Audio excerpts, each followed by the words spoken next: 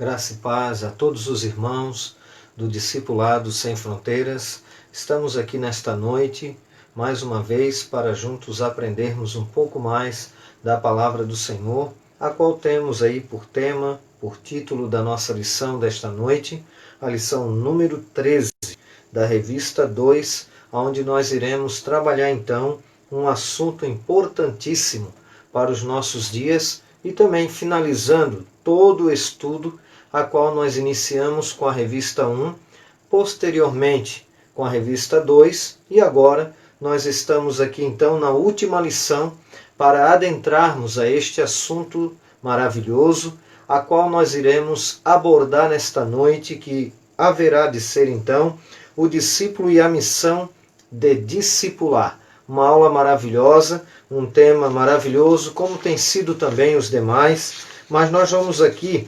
fazermos uma pequena abordagem daquilo que foi falado na aula passada, onde nós falamos sobre o discípulo e a volta de Jesus, e nós aqui entramos então na lição 12, que foi a aula passada, e agora a lição 13, que é o discípulo e a missão de discipular, para nós concluirmos então esta segunda etapa, que foi então a revista 2 do discipulado CPAD, que aí nós estamos trabalhando os pilares da fé cristã, também dizendo aos irmãos que posterior a este ensinamento nós haveremos de trabalhar um outro após esse. Mas nós vamos então concluirmos nesta noite trabalhando então a lição número 13. E para falarmos da lição número 13, nós vamos aqui dar uma pequena introdução, abordando neste ponto de contato uma recapitulação da aula passada para introduzirmos a aula de hoje.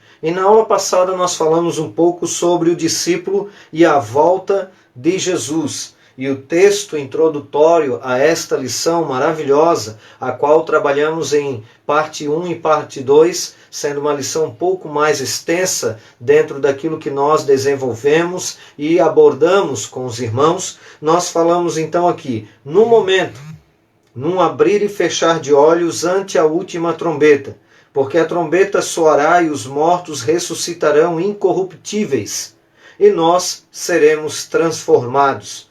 1 Coríntios capítulo 15, versículo 52. Depois nós falamos ali sobre a introdução, alguns elementos, alguns textos categóricos concernente à volta do Senhor Jesus, aonde nós temos lá João 14, do 1 ao 3, não se turbe o vosso coração. Credes em Deus, crede também em mim. Na casa de meu pai há muitas moradas. Se não fora, eu não vos teria dito, irei e vos prepararei lugar, para que onde eu estou, ou onde eu estiver, estejais vós também.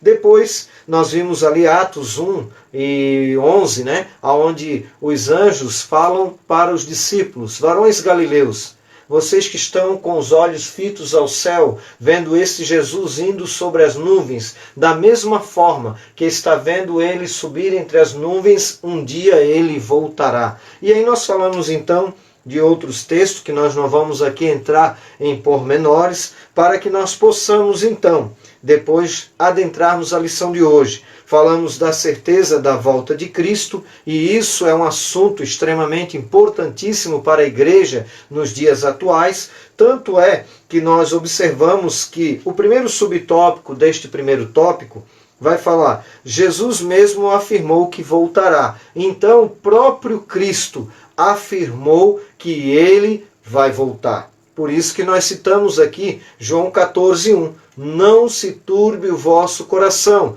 Credes em Deus, crede também em mim. Na casa de meu pai há muitas moradas. Se não fora, eu não vos teria dito, irei e vos prepararei lugar, para que onde eu estiver estejais vós também. Então Jesus está prometendo que vai voltar, não somente nesse texto, mas em outros textos também da Bíblia Sagrada. Depois nós temos o texto, o segundo subtópico, os anjos afirmam que ele vai voltar, que foi o texto de Atos 1 e 11, que eu já mencionei aqui de antemão. Depois nós temos o terceiro, que é o testemunho da palavra de Deus, afirma que ele vai voltar, e é cerca de 1840 vezes, 46 vezes, 1846 vezes que Jesus vai voltar. Só no Novo Testamento é cerca de 319 vezes que Jesus vai voltar. Depois nós vamos observar que o próprio Mateus 24, Lucas 21, Marcos 13, algumas epístolas como 1ª e 2ª Tessalonicenses afirmam que ele vai voltar. Depois nós temos aqui o quarto subtópico, o testemunho da ceia do Senhor, afirma que ele vai voltar. Por isso que Jesus falou, né? Todas as vezes que comerdes este pão e beberdes este cálice, anunciais a morte do Senhor até que ele venha. Então, a ceia do Senhor também nos mostra que Jesus vai voltar. Depois nós temos o quinto subtópico, os sinais do fim dos tempos atestam que Jesus vai voltar ou voltará. Depois nós trabalhamos aqui também o segundo tópico da nossa lição, de que maneira Jesus voltará. Aí nós temos o primeiro subtópico. A sua volta será em duas fases distintas. Como nós mencionamos na aula passada, lógico que nós temos uma visão, né, que aí trabalha-se muito o contexto pré-milenista e pré-tribulacionista. Então, quando é pré-tribulacionista, logicamente já é pré-milenista. Mas nós sabemos que tem outras formas de interpretação escatológicas, só que nós não adentramos nesses aspectos, até porque a nossa intenção aqui é trabalhar uma linha, uma visão, a qual nós cremos e também respeitando as demais. Mas nessa questão, nós cremos que o arrebatamento é antes, né, da grande tribulação, que aí a palavra arrebatamento, que está lá em 1ª Tessalonicenses, capítulo 4, versículo 13 ao 17, onde vai falar então que nós seremos arrebatados. E essa palavra no grego e também no latim é harpazo e raptizo, tomada brusca. Depois nós falamos então o terceiro tópico da nossa lição, quando se dará a segunda vinda de Cristo. Aí nós voltamos aqui, ninguém sabe. Depois o segundo, Jesus buscará a sua igreja antes que venha a grande tribulação, que é a nossa linha teológica, escatológica. E o quarto tópico, a volta de Cristo constitui esperança e consolo para o crente. E aí nós temos o primeiro subtópico, a bendita esperança, depois o consolo para o cristão, para o crente, aonde Paulo fala lá em 1ª Tessalonicenses, no capítulo de número 4, versículo 18, consolai-vos uns aos outros com estas palavras. E aí nós temos então a lição de hoje, a lição que vai abordar o tema, o discípulo e a missão de discipular. Então nós já vamos aqui adentrando, né, na nossa lição de hoje para nós ganharmos tempo e fecharmos aqui o ciclo, né, da revista 2 e concluir então a revista 1 que já foi concluído e agora a revista 2. O discípulo e a missão de discipular, um tema maravilhoso, importantíssimo, que é para a igreja do Senhor. E aí nós vamos observar aqui o texto introdutório, um texto também muito maravilhoso e às vezes vejo poucas vezes ministrado, mas é um texto importantíssimo. Veja bem, lá na primeira epístola de João, capítulo 1, versículo 3. O que vimos e ouvimos, isso vos anunciamos, para que também tenhais comunhão conosco. E a nossa comunhão é com o Pai e com o seu Filho Jesus Cristo. Então, muito maravilhoso esse texto. Nós não vamos aqui ficar muito tempo nele para nós podermos caminhar, porque a nossa lição hoje é uma lição bastante extensa também. Mas nós vamos fazer ela em uma aula e não em duas partes, né? Então nós vamos observar aqui, por exemplo, o que vimos e ouvimos. Aqui está dando testemunho apostólico de João, aonde ele viu e ouviu. E o que ele viu e o que ele ouviu, isso ele estava anunciando, para que também tenhais comunhão conosco. Então, quer dizer, o objetivo de anunciar o que ouviu e viu era que eles viessem a ter comunhão com eles. E a comunhão de João era com o Pai e também com o seu Filho Jesus Cristo. Em outras palavras, levando a palavra de Deus a todos aqueles que ainda não conheciam o Evangelho do nosso Senhor e Salvador Jesus Cristo. De igual forma, nós estamos aqui com o Discipulado Sem Fronteiras para justamente com o intuito de ministrar a palavra de Deus, de ensiná-la, de uma forma maravilhosa, carinhosa, respeitosa, levando aí então um embasamento bíblico e teológico para aqueles que possam aí estar vendo e nos ouvindo, não somente diretamente ao vivo, mas também lá no nosso canal no YouTube, para que possam ser alcançados para a glória do nome do Senhor. Então essa é a nossa maior intenção. E aí nós vamos observar aqui a nossa introdução, para nós sermos então tendo aqui um objetivo bem frisado, nós vamos já trabalhando de forma bem sucinta. Então ele vai trabalhar a ideia do seguinte: alimentar-se, crescer e multiplicar-se é uma lei biológica a que se sujeita todo o organismo vivo. Então quer dizer, todos nós, seres humanos, nós precisamos crescer, multiplicar-se nessa lei biológica, nós precisamos nos alimentar. Com isso, a igreja é um organismo vivo. Isso nós já aprendemos na lição 1, Nós temos uma das nossas aulas sobre conhecendo a igreja. E aí nós falamos sobre isso. E aqui, para nós sermos mais sucintos, sabemos que a igreja é um organismo vivo, a qual o cabeça é Cristo e nós somos o corpo de Cristo, que é a igreja, composta por vários irmãos em todo o planeta. E aí nós vamos observar que a igreja, ela se alimenta da palavra de Deus. E aí nós vamos observar então que depois que alguém é alcançado, porque a Bíblia nos diz, por exemplo, lá em Mateus 28 e 19, 20, ide, fazei discípulos de todas as nações, batizando-as em nome do Pai, do Filho e do Espírito Santo, ensinando-as a guardar todas as coisas que vos tenho ensinado. E eis que estou convosco todos os dias até a consumação dos séculos. Quando nós observamos o texto de Marcos 16:15, ide pregai o evangelho a toda criatura. Quem crer e for batizado será salvo. Quem não crer será condenado. Quando ele fala ide, está falando então no português, uma ordem imperativa.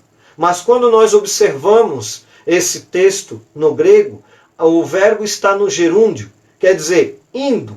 É mais ou menos o que está lá em Atos 1:8, mas recebereis poder ao descer sobre vós o Espírito Santo, e sereis minhas testemunhas, quer dizer, indo, minhas testemunhas, tanto em Jerusalém, como em toda a Judéia e Samaria, até os confins da terra. Então, hoje, estamos no Brasil, estamos alcançados pela palavra de Deus, a qual foi ministrada desde o período de Cristo e anterior a ele, mas posterior a Cristo, então, com o Evangelho, nós fomos alcançados. E aí nós observamos, então, que ele tem ganhado almas, vidas, através da unção e do convencimento do Espírito Santo. E aí nós vamos observar, então, que quando nós pregamos o Evangelho, a palavra de Deus, e alguém aceita a Cristo, ao Evangelho, ele se torna uma criança espiritual. Isso está lá na primeira epístola de Pedro, no capítulo de número 2, versículo de número 2, que nós vamos fazer menção aqui, que diz assim: desejai ardentemente, como crianças recém-nascidas, um genuíno leite espiritual, para que, por ele, vos seja dado crescimento para a salvação. Então veja bem, irmãos, depois que alguém ouve a palavra da verdade, o evangelho da vossa salvação, e tendo também nele crido, como está lá em Efésios 1:13, foste selado com o Espírito Santo. E aí nós vamos observar então que ele deseja, é para desejar ou desejai ardentemente como crianças recém-nascidas o genuíno leite espiritual. Por que o apóstolo Pedro está falando o genuíno leite espiritual? Porque tem alguns que não são genuínos. E nesse contexto, nós precisamos então mostrar a necessidade de cuidarmos do novo, aquele que nasceu de novo, daquele que é uma nova criatura, agora é uma criança espiritual após ouvir a palavra e crer. Ele agora começa a nascer de novo, e com isso, nesse convencimento do Espírito, ele é uma criança espiritual. A Bíblia está relatando que ele é uma criança espiritual. Com isso, entra a missão do discipulado. E a missão de discipular, que não é apenas uma igreja, que não é apenas uma pessoa, que não é apenas, na verdade, um indivíduo, mas sim a igreja em si num todo. Todos nós devemos discipular. Não está na mão apenas do irmão Vilmar, do discipulado, lá dentro de uma salinha, talvez com 10 pessoas, 8, 20, como já tivemos, mas sim estarmos além desta salinha, como estamos aqui hoje, tentando de uma forma toda especial adentrar a lares e a corações para que possam ser abençoados e possam ser cheios do Espírito Santo e ter e conhecer o reino de Deus, que é através do Evangelho da salvação através de Cristo Jesus. E aí nós vamos observar, irmãos, dentro dessa questão, que você nunca viu uma criança recém-nascida andando pela rua, pegando ônibus, até inclusive na nossa abordagem, quando estamos trabalhando na congregação, costumam levar uma boneca parafraseando como um novo convertido, e com ela no colo, levando, mostrando, por exemplo, que ela precisa ser carregada, ela precisa que alguém venha trocá-la, venha até limpar a cacaca dela. Mostrando o quê? Que o novo convertido, ele precisa de um cuidado especial. É interessante um texto que tem aqui na nossa lição do discipulado, do grande evangelista Billy Graham, que ele diz o seguinte: a decisão é 5%. Agora, o seguimento a esta decisão é 95%. Em outras palavras, pregamos o Evangelho e a pessoa se entrega a Cristo, é 5%. Mas agora, cuidar dela, posteriormente a ela aceitar a Cristo, e ela então começar a caminhar na presença do Senhor, é 95%. Olha só, irmãos, como o discipulado exerce um trabalho extraordinário. E quando Cristo vocacionou os discípulos, Ele não vocacionou apenas o obreiro da igreja. Ele não vocacionou apenas o pastor da igreja. Ele vocacionou a igreja de Cristo. Como tem um ditado popular cristão, ovelha gera ovelha. Então nós precisamos pregar a tempo e fora de tempo, como disse Paulo a Timóteo, mas também precisamos discipular vidas. E aí nós vamos ver então, na nossa lição, alcançar novas pessoas é o primeiro estágio. Aqui estamos na introdução. É o primeiro estágio, o primeiro degrau do crescimento espiritual. O segundo chama-se envolvimento. Por isso que precisamos então estarmos juntos, envolvidos, né? E aí nós vamos ver então o nosso primeiro tópico, compartilhando as bênçãos de Deus. Com certeza, todo aquele que conhece a Cristo e que tem uma vida com Ele e que tem experiência com o Senhor, que tem uma vida na presença do Senhor, tem experiência e vai compartilhar isso com amor e comunhão àqueles que estarão sendo alcançados. Então, irmãos, em hipótese alguma, podemos ser negativos com aqueles que estão sendo alcançados, mas sim sempre levando a palavra com amor e comunhão. E aí nós vamos ver aqui que a 10ª lição da revista do discipulado, você aprendeu, da primeira, você aprendeu como alcançar, que é o discípulo evangelismo. Agora nós vamos então aprender como discipular as pessoas alcançadas. Agora você vai aprender o que fazer para que esses novos convertidos permaneçam na igreja e assim como você, produzam bons frutos para o reino de Deus. E aí nós vamos ver então que a questão da propagação do Evangelho, o acompanhamento, o envolvimento, e pregando e acompanhando com amor e comunhão. A palavra comunhão é koinonia, comum, união no grego. Então, quer dizer, fazendo a pessoa estar inserida naquele contexto e mostrando que ela é importante no reino de Deus. E lógico que a lição vai trabalhar alguns outros pormenores, mas nós não iremos aqui trabalhar esses pormenores justamente porque nós estamos fazendo uma aula apenas de forma sucinta, pontual e dando talvez aí para os irmãos, né, que estarão também nos vendo e ouvindo através da aula e também através do YouTube, para dar um suporte, vamos dizer aí, um subsídio teológico para que possa fazer a sua lição, também desenvolvê-la na sua congregação. E aí nós temos aqui, por exemplo, um texto que é muito importante, está aqui nesse primeiro subtópico, que vai dizer o seguinte: nisto conhecemos o amor, que ele deu a sua vida por nós, e nós devemos dar a vida pelos irmãos. Então, irmãos, é um texto que verdadeiramente mexe comigo. Por quê? É muito fácil nós pregarmos amor, e eu falo isso de mim mesmo, não dos irmãos. Mas é tão difícil nós vivermos o amor. Então, quando eu vejo que é Cristo, né, ele fala lá em João 13, 34 e 35, novo mandamento vos dou, que vos ameis uns aos outros assim como eu vos amei. Então veja bem, irmãos, e aí conhecerão que são meus discípulos. Então veja que o amor é, na verdade, um mandamento de Cristo. E aí eu vejo que, olhando para mim mesmo, eu não consigo me ver conseguindo amar como Cristo está mencionando que eu devo amar. Mas quando eu vejo que é Ele que está falando, e Ele nos capacita, porque senão nós não conseguimos alcançar as vidas e muito menos ter amor.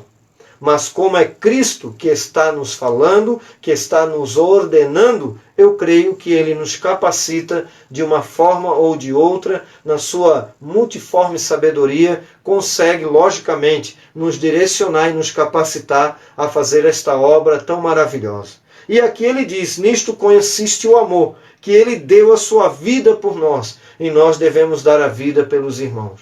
Então é muito forte esse texto, mas nós vamos aqui darmos continuidade, e o nosso segundo subtópico diz, ensine o que aprendeu. Logicamente ninguém pode ensinar aquilo que não sabe, e para ensinar precisa aprender. Eu gosto muito do texto que Paulo fala lá na ceia, ele diz, o que eu recebi do Senhor eu também vos ensinei. É lógico que Paulo está nos mostrando aqui que ele ensinou aquilo que ele recebeu do Senhor. Então nós devemos aprender com o Senhor, e é através da sua palavra, para poder ensinar aqueles que estarão sendo então agregados à comunhão da igreja. Ensine o que aprendeu. O novo convertido é um recém-nascido, assim como mencionamos metaforicamente aqui na nossa primeira parte da lição. E necessita dos cuidados especiais de um bom pediatra e pai espiritual, para que possa alimentar-se do leite racional, a qual mencionamos 1 Pedro 2,2. Não falsificado, e crescer na graça e no conhecimento de Deus através do ensino. Como diz lá na segunda epístola de Pedro, capítulo 3, versículo 18, antes crescei na graça e no conhecimento do nosso Senhor e Salvador Jesus Cristo. E aí nós vamos darmos aqui mais uma caminhada na nossa lição. Nós temos o segundo tópico, modelos de envolvimento. Então, como que nós devemos nos envolvermos com os irmãos novos convertidos e, por que não dizer também, mantendo comunhão com aqueles que já congregam conosco, com aqueles que já estão inseridos no contexto eclesiástico e principalmente cristão. Primeiro, acompanhe os novos convertidos. Há necessidade de ser acompanhados. E aí nós temos aqui, alguns se perdem unicamente por serem esquecidos e abandonados. E o dever da igreja, prover a cada novo convertido condições de crescimento espiritual, ganhar almas e restaurar vidas. E aí nós vamos observar aqui, ó, faça parte da equipe de acompanhamento dos novos crentes, visitar semanalmente, testemunho pessoal de quem vai visitá-lo e depois fale com entusiasmo. Por quê, irmãos? Muitas das vezes uma pessoa, uma verdade, às vezes pode ser propagada como uma mentira. E às vezes uma mentira pode ser propagada como uma verdade. E infelizmente, em algumas situações, eu observo isso. Algumas pessoas têm a verdade, têm a palavra de Deus, mas não falam com entusiasmo. Falam como se a verdade fosse algo desprezível e mentiroso, porque aquilo parece não estar vivo nela. Outros, com uma inverdade, que talvez até ele acredite que seja verdade. Ele fala com entusiasmo, mas não sendo uma verdade. Então que nós possamos pregar com entusiasmo a palavra de Deus como ela é e com a unção do Espírito Santo.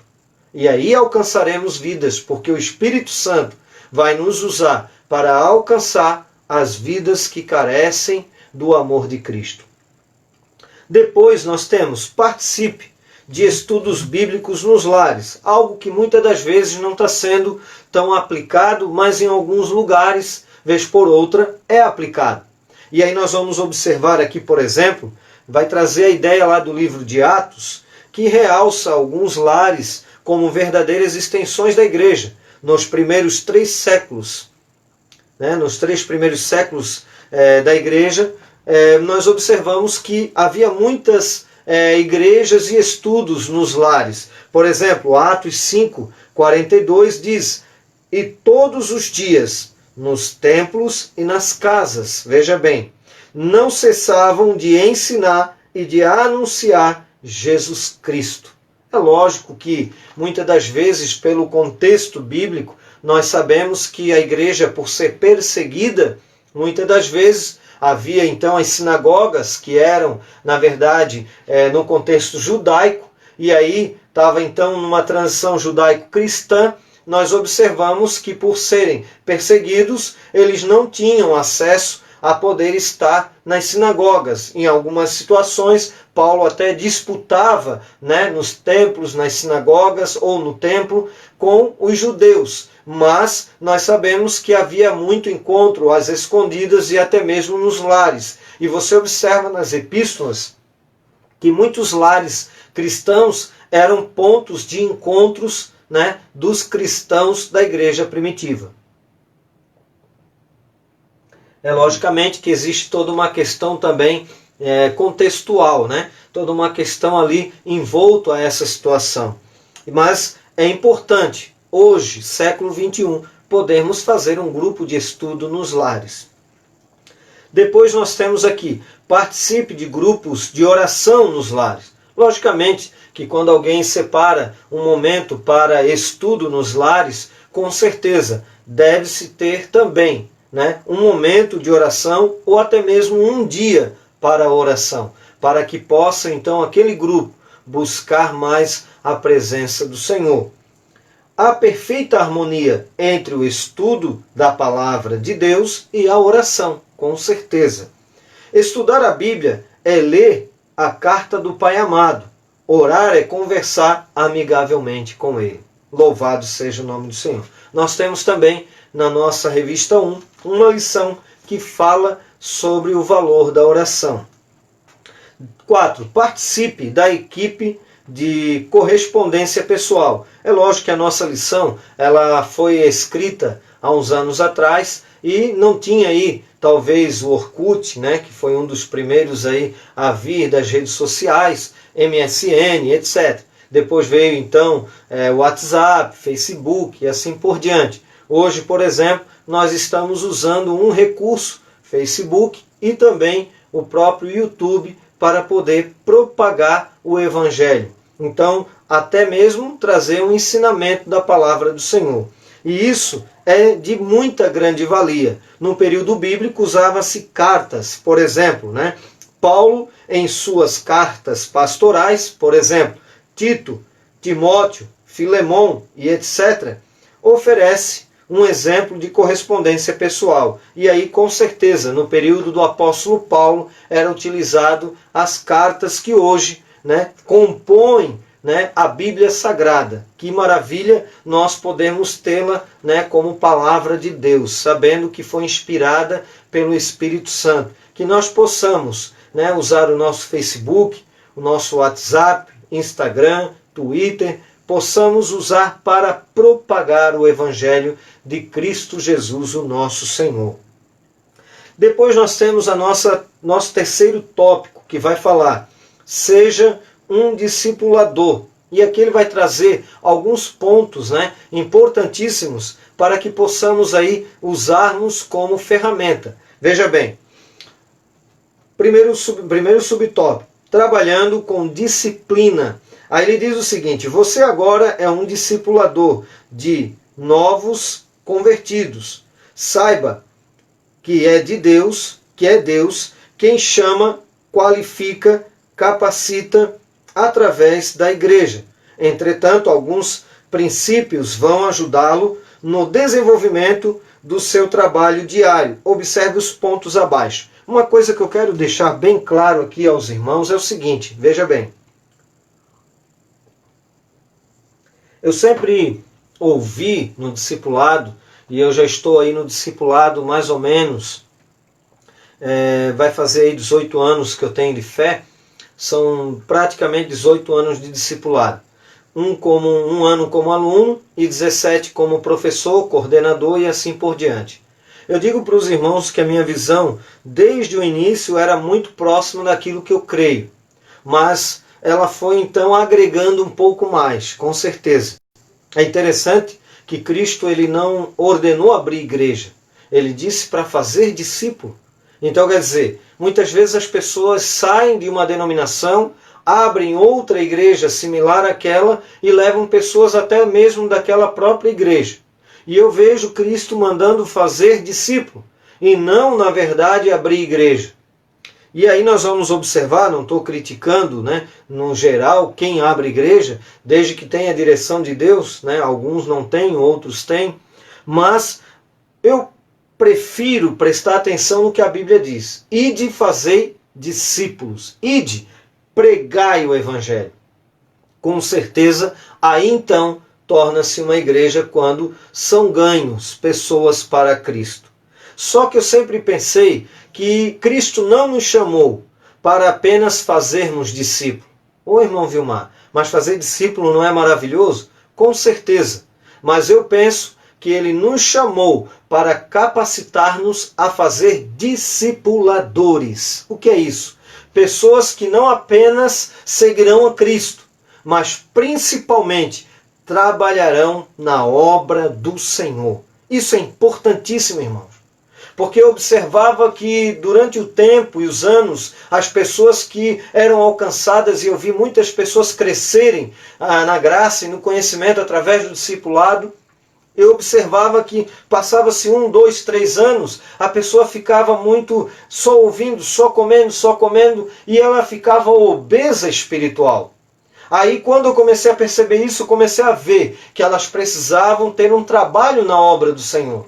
E antes que viessem a se tornar obesa espiritual, começava então a distribuir funções, a encaixar em outros departamentos, automaticamente eu via que elas davam muito mais fruto de quando não eram encaminhadas para fazer algo para o Senhor. Então, irmãos, a obra de Deus ela não consiste apenas em trabalho, mas principalmente em adoração ao Senhor. Mas com certeza, o trabalho na obra do Senhor também é importantíssimo para o crescimento tanto espiritual, quanto ministerial, quanto da própria congregação e de vidas que haverão de ser ganhas. E aí nós temos aqui, seja disciplinado em tudo o que você fizer. Seja disciplinado. Depois, organize todo o seu trabalho do mês, dia após dia. Terceiro, anote todas as novas ideias e estabeleça suas metas. Quarto, faça um plano de como alcançar suas metas e não desista enquanto não alcançá-las. Quinto, resolva primeiro as pequenas coisas e depois as mais complexas. Sexto, não acumule tarefas. Sétimo, acredite na capacidade das pessoas que você está discipulando. Com certeza, irmãos, eu acredito em cada um que está aqui comigo nesta noite. Que com certeza você está aí ouvindo e vendo esta aula porque Deus quer usar a sua vida de uma forma toda especial. Vai usar você para ganhar muitas almas para o Senhor. E com certeza Ele irá te capacitar para esse trabalho tão maravilhoso e glorioso que é a obra do Senhor. E por último, aprenda com Moisés. Exerça uma liderança espiritual positiva.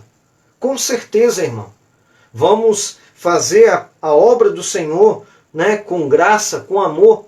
E Ele vai deixar aqui, por exemplo, um grande recurso para que nós venhamos a pôr em prática, estabelecer alvos, ensinar, treinar, motivar outras pessoas. Irmão, levante as pessoas, fale a palavra, fale a verdade, mas procure engajar, levar palavras de encorajamento.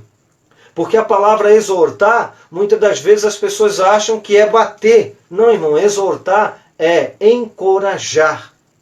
Então coloque ela para cima.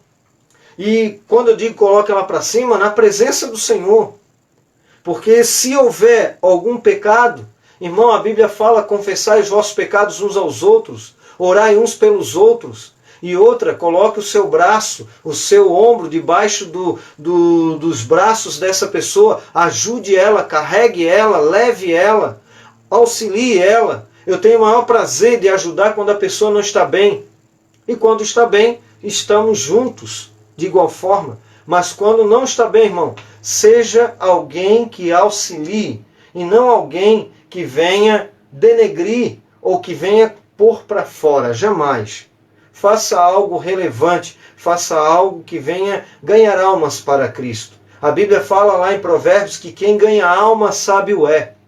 E aí nós vamos observar aqui, aí depois, depois reconhecer que as pessoas aprenderam, tem como recompensa os frutos colhidos para o reino de Deus e o conhecimento, ou crescimento, melhor dizendo, da igreja. Com certeza, a congregação, a comunidade cristã irá crescer com a sua atitude diante do Senhor.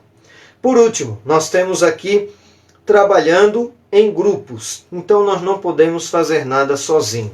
Nós precisamos fazer a obra do Senhor unidos, como falamos lá no início, né? Que é na koinonia, comum união, né? Aí nós falamos ali sobre amor e comunhão e o envolvimento com os irmãos. Irmãos, não tem igreja se não houver comunhão, comum união. Então nesta noite nós estamos aqui terminando, né, pela misericórdia e graça do Senhor, mais uma lição maravilhosa. E aqui nós terminamos a revista 1 e revista 2, mas nós iremos aí procurar trazer outros ensinamentos, né, dentro daquilo que nós podemos, né, transmitir aqui aos irmãos de forma bem pontual. E aí com certeza adentraremos aí com os irmãos um novo tema. Mas aqui estamos terminando a nossa lição. Quero deixar aqui a parte final, né, como conclusão, discipulado. Como discípulo de Jesus, você precisa saber, melhor maneira de aprender é ensinar, né? E aí nós temos ali, ensinar a outra pessoa o que se está estudando. 2. O melhor ensino é aquele que ministramos com a nossa própria vida. Com certeza. Seja paciente, persistente em aprender e ensinar. Jamais desista. 4. Seja obediente às orientações do seu pastor. E isso a Bíblia nos traz uma grande orientação. Lá em Hebreus 13, 17. Obedecei aos vossos pastores, aos vossos guias. E depois nós temos 5. Faça de cada aluno um amigo, de cada irmão um companheiro de oração. Nós vamos fazer aqui uma oração final. Queremos agradecer aí aos irmãos que estão conosco nesta noite e que o Senhor possa abençoá-los de uma forma toda especial para a honra e para a glória do nome do Senhor Jesus.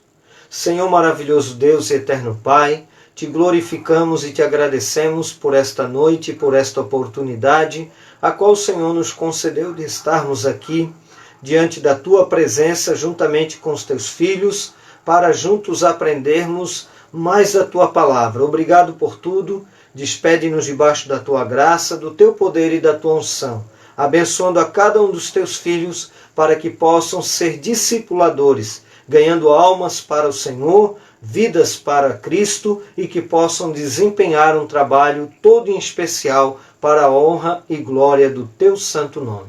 Obrigado por tudo, é o que eu te peço, em nome do Senhor Jesus. Amém. Deus abençoe os irmãos poderosamente, em nome do Senhor Jesus.